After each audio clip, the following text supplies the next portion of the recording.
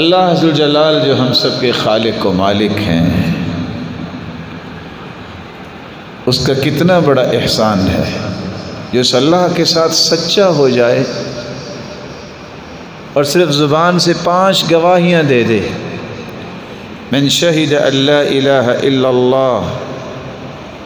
وان محمدا رسول اللہ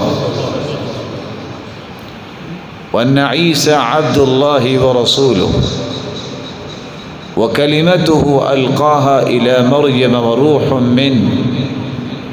والجنة حق والنار حق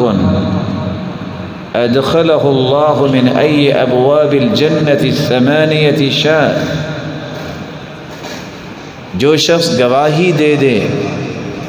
کہ عبادت کے لائق صرف اللہ کی ذات ہے اور محمد الرسول اللہ صلی اللہ علیہ وسلم اللہ کے سچے رسول ہیں،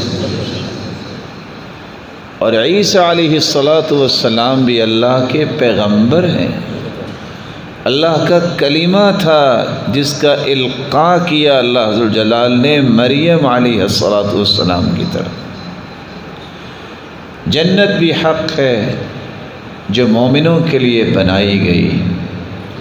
اور جہنم بھی حق ہے جو کافروں کے لیے بنائی گئی۔